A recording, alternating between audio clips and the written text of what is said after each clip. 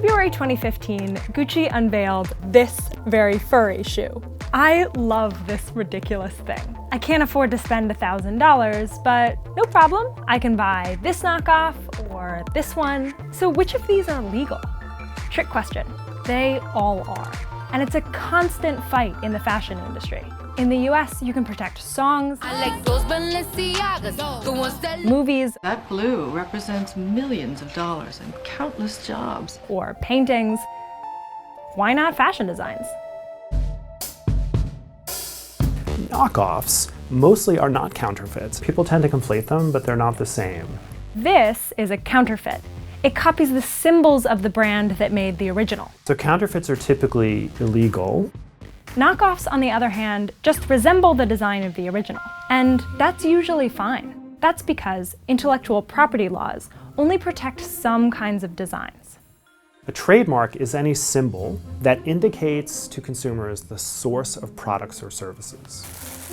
This medallion on the front, which is the Tory Burch logo, tells you where the flat comes from. It comes from Tory Burch.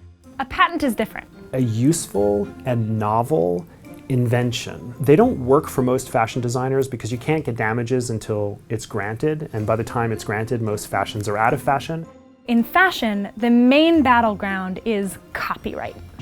That is the right exclusively to copy or to distribute an artistic or literary work that is original. Like, You're wearing a sweater that was selected for you by the people in this room. but not. The shape of this shoe is not copyrightable. Fashion designs are typically thought of as useful articles. Copyright doesn't protect useful things, it only protects artistic or literary things.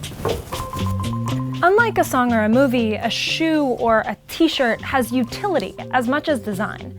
But what about this? Not my thing.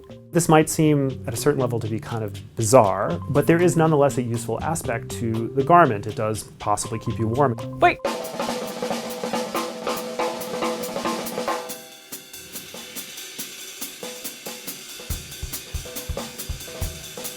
Ta-da! It's art, sort of.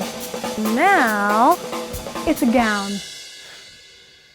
You have a copyright in the painting. I can certainly have a copyright in the fabric design. I can't have a copyright in the shape of the dress. The Subcommittee on Intellectual Property, Competition, and the Internet will come to order. The truth, the whole truth, and nothing but the truth, so help you God. Fashion design is intellectual property that deserves protection. We create something from nothing at all. And isn't that the American dream?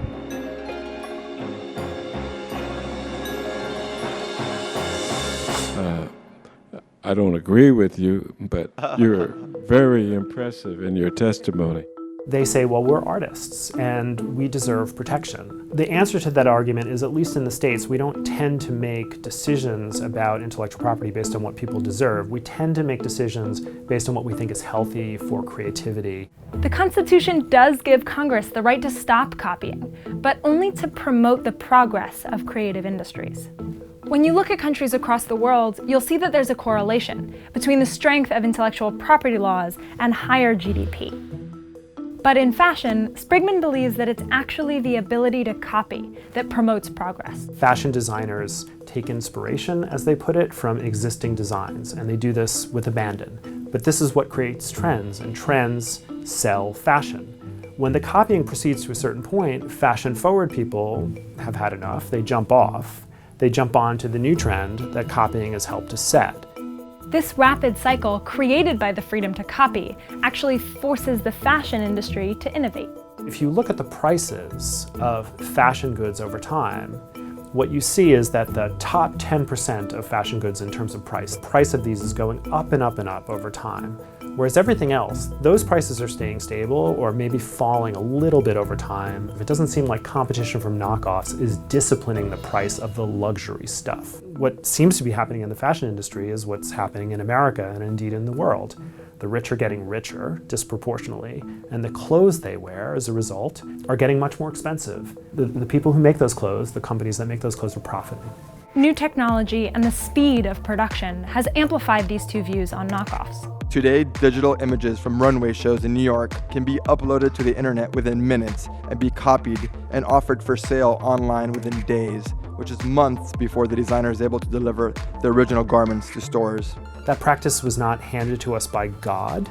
or by law. If the industry at the high end was very concerned about the speed of imitation, that practice would change. It isn't. So it's hard to protect fashion designs because it's not obvious that protecting them promotes progress. And from a legal perspective, that's all that matters. Even though, to the artists, that's not the only thing at stake.